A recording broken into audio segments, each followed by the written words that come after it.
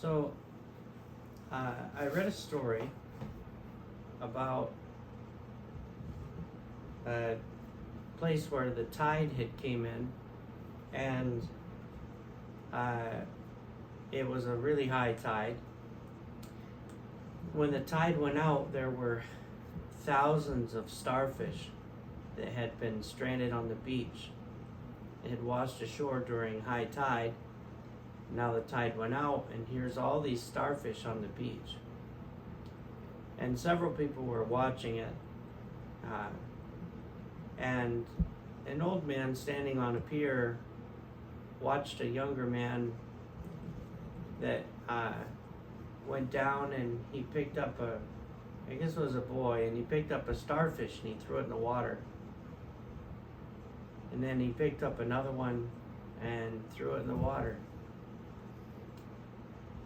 And he continued to watch him for quite some time, and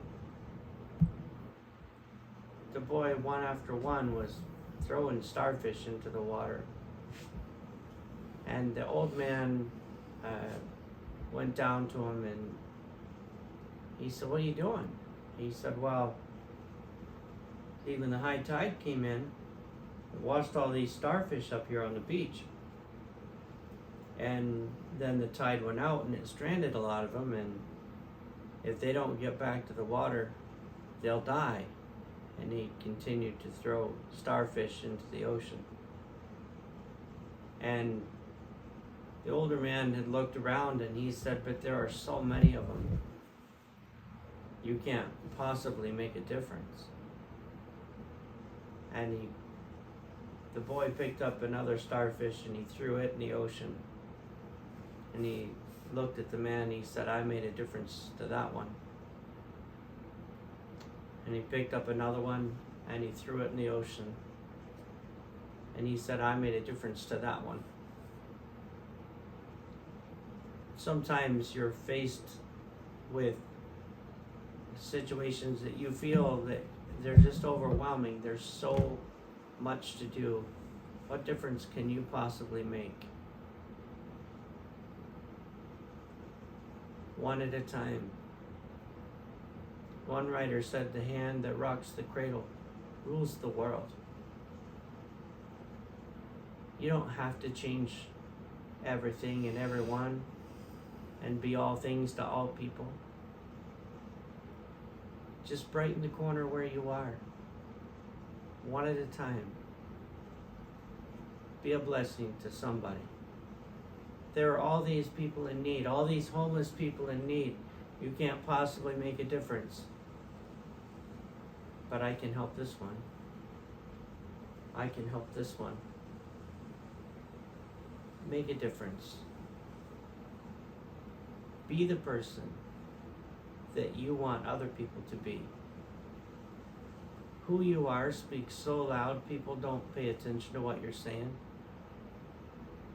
If you want to set an example and change the world, be the change you want to see in people.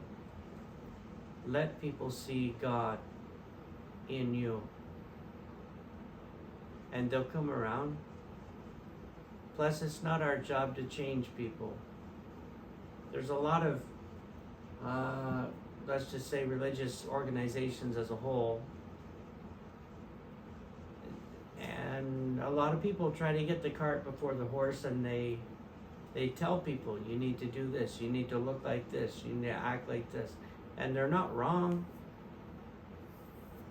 But it's not our job to change people.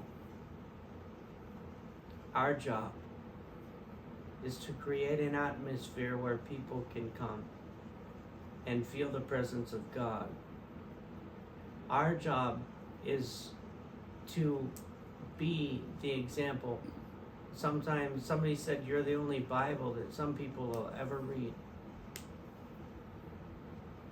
I heard about a man that was trying to witness to his friend and kept trying to get him to come to church and come to church and come to church.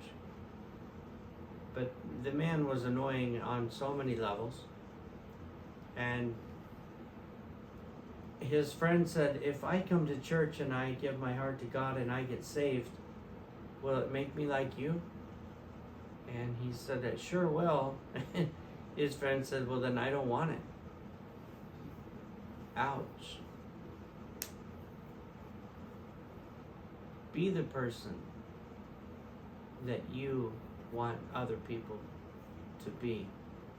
It's the golden rule. Matthew 7:12 says, therefore in all things, whatsoever you would that men should do unto you, do ye even so unto them, for this is the law and the prophets.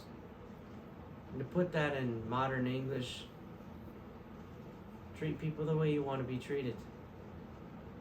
Be kind, tender-hearted, loving, forgiving one another. You can make a difference. One person at a time. One life at a time. One day at a time. Be the change you want to see. And let people see God in you.